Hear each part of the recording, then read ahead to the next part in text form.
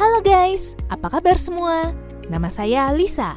Lisa akan mengajak kalian memahami dasar-dasar project finance. Selama menonton seri ini, jangan sungkan untuk mempause dan merewind videonya ya kalau belum paham. Oke, dalam video pertama ini, Lisa akan membahas mengenai apa itu project finance. Jadi dalam beberapa video ke depan, Lisa akan membantumu belajar tentang project finance. Setelah mengikuti pembelajaran ini, kamu diharapkan mampu untuk menjelaskan elemen-elemen kunci dalam sebuah project finance dan mengetahui proyek seperti apa yang cocok untuk menggunakan project finance.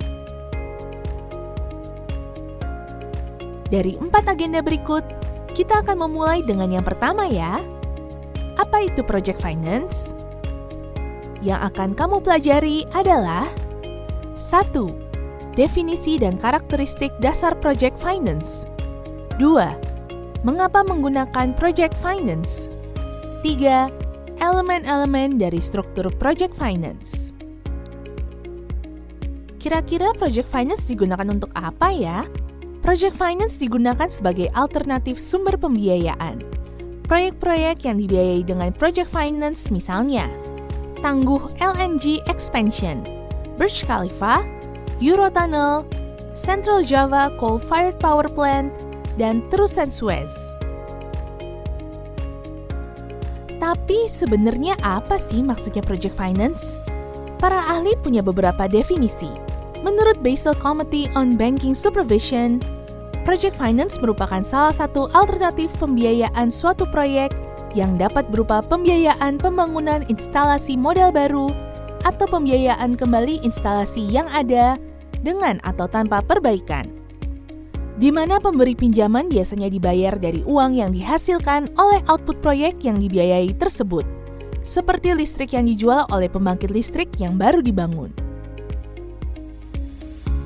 Nah, lalu ini definisi project finance menurut Benjamin St., Standard & Poor's Corporation, dan Pinerty. Dibaca baik-baik ya.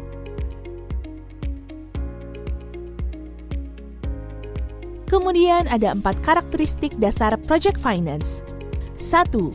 Adanya persetujuan atau agreement mengenai pertanggungjawaban finansial dari beberapa pihak untuk menyelesaikan proyek, mendukung proyek hingga selesai, serta menyediakan dana yang cukup hingga penyelesaian proyek. 2.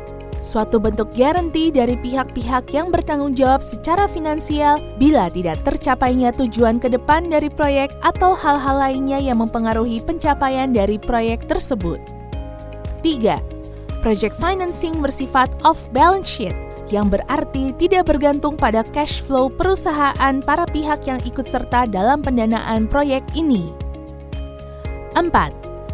Proyek yang dikerjakan berskala besar atau biaya di atas 500 juta US dollar dan the ratio debt to equity bisa mencapai 70-90%. Sedangkan masa konsesi proyek tersebut cukup panjang, minimal sekitar 20 tahun. Sekarang, kamu kan sudah tahu apa itu project finance. Tapi pertanyaan berikutnya, mengapa menggunakan project finance? Infrastruktur seperti jalan raya, listrik, pelabuhan, irigasi, dan transportasi massal sangat diperlukan untuk mendorong pertumbuhan ekonomi. Sementara itu, kemampuan pemerintah untuk mendanai pembangunan infrastruktur dengan menggunakan dana publik yang berasal dari anggaran negara sangat terbatas.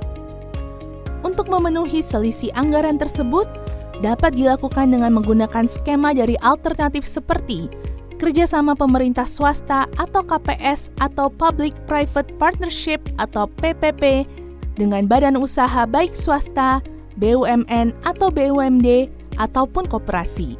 Sumber alternatif yang dapat diharapkan bisa dari perbankan, investor, pasar modal, dan lain-lain. Berikut adalah perbedaan posisi pemberi pinjaman atau lenders pada company financing dengan project financing.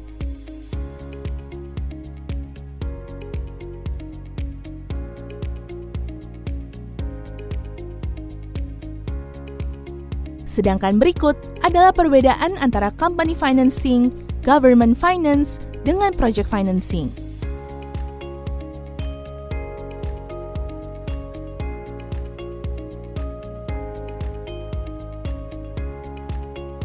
Lalu, hal selanjutnya yang perlu kamu ketahui, project finance merupakan salah satu bagian dari structure finance.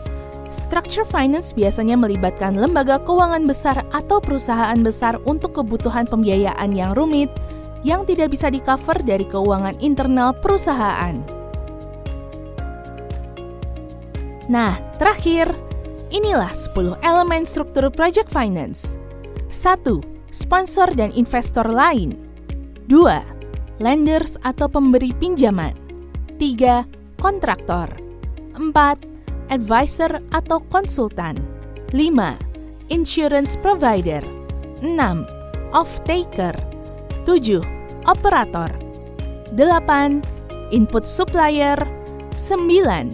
Government. 10. Project company.